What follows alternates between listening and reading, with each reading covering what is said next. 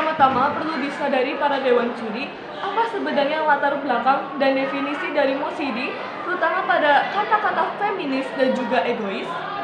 Jadi di Indonesia, di mana area-area tradisional yang masih tradisional masih kental akan norma-norma patriarki, di mana laki-laki selalu didahulukan, perintah dan gagasan laki-laki yang harus paling didengar, dan perempuan yang merupakan bahkan istrinya harus mematuhi segala sesuatu yang laki-laki perintah dan omongkan. Sehingga lahirlah gerakan feminisme ini, yaitu gerakan penyetaraan gender, terutama pada perempuan, agar perempuan memiliki hak dan suara yang sama dalam setara dengan laki-laki dalam bidang apapun. Sehingga untuk memulai gerakan ini harus dimulai dengan menanamkan sifat egois dari pribadi perempuan itu sendiri. Namun sifat egois yang kami gagaskan ini bukan berarti ketika perempuan selalu harus didahulukan, segala hal yang diucapkan harus selalu diikuti, karena hal ini tidak akan menyelesaikan masalah, namun membuat melahirkan patriarki versi kedua, di mana objeknya diganti sebagai perempuan. Di mana egois yang akan kami gagas adalah ketika perempuan mengetahui seberapa nilai mereka dan juga memiliki rasa harga diri dan kepercayaan diri, keinginan untuk didengar, memberikan pendapatnya, dan juga ikut serta partisipasi aktif dalam diskusi-diskusi maupun dalam kegiatan-kegiatan sosial yang lainnya. Gerakan ini sudah banyak yang mendukung dan mempromosikannya. Namun ada beberapa kasus ketika dari diri pribadi masih memendam rasa ingin disetarakan karena doktrin-doktrin norma lama yang masih membekas. Seperti ketika perempuan seharusnya menjadi orang yang penurut, karena laki-laki yang berada di lingkungan rumahnya, dalam keluarga rumahnya, merupakan pemimpin yang harus mereka selalu dengarkan dan ikuti dan taati. Bahkan sampai ketika perempuan harus menakuti sosok laki-laki tersebut yang padahal harusnya menjadi pemimpin mereka. Banyak perempuan yang masih takut dalam memiliki emosi-emosi untuk menanamkan perasaan egois karena konotasi yang negatif. Padahal ketika egois ditanamkan dengan baik, dengan prinsip-prinsip yang baik dan juga bermoral, hal ini dapat membantu gerakan feminis tersebut. Dan juga lingkungan eksternal juga masih mendukung sosok laki-laki juga lebih merasa berkuasa, sehingga hal ini tuh mendukung ketika perempuan merasa dirinya itu lebih rendah. Padahal seharusnya laki-laki dan perempuan memiliki potensi dan kesempatan yang sama. Dan juga ketimpangan partisipasi, hak, dan kewajiban dalam kegiatan sosial dan kerja juga berujung pada diskriminasi. Sehingga tujuan kami sebagai tim yang mendukung MOSI ini jelas menanamkan benih keberanian pada perempuan agar gerakan feminis ini dapat terlaksana dengan baik. Sehingga hal ini menuju pada dua argumen saya, yaitu yang pertama adalah ketidakadaannya rasa egois pada perempuan akan menghambat usaha feminis dengan tidak adanya keinginan dan juga gerakan dari pribadi diri sendiri.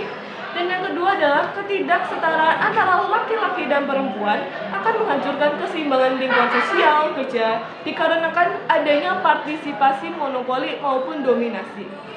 Mari kita bahas mengenai argumen saya yang pertama terlebih dahulu. Idealnya, perempuan dan laki-laki mempunyai hak dan kewajiban yang sama.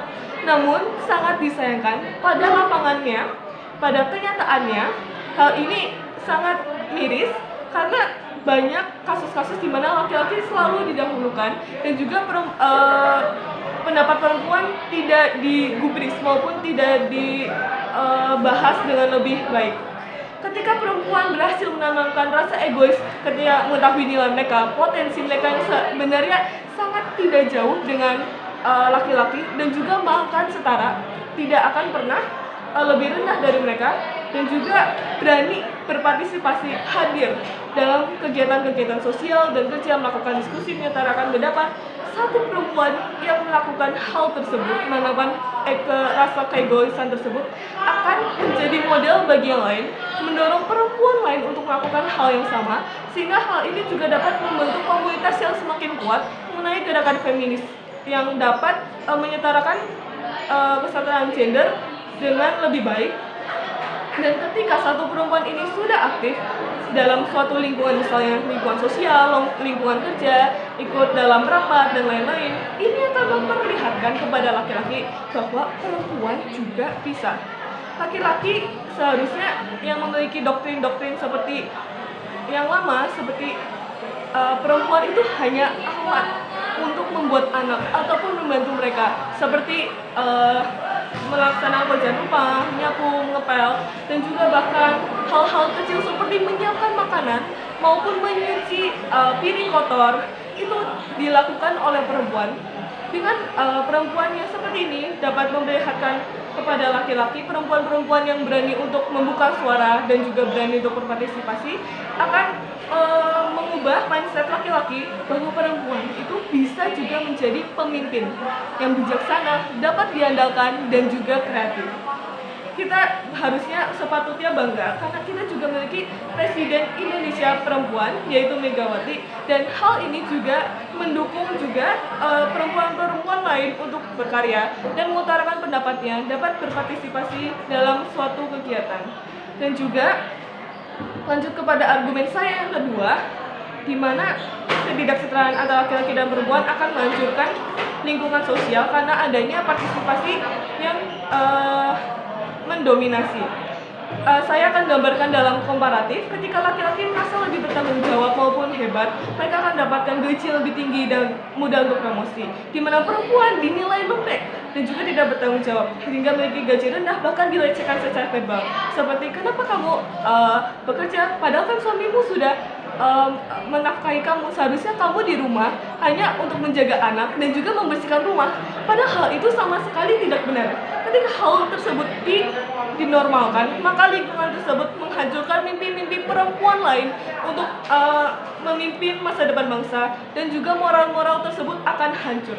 Sehingga bayangkan ketika dunia setara antara laki-laki dan perempuan, keadilan tidak hanya di mulut, namun benar-benar dijadikan kenyataan ketika perempuan menanamkan rasa egois tersebut dan merasa diri mereka juga bisa dan memiliki potensi yang sama setara dengan laki-laki. Terima kasih.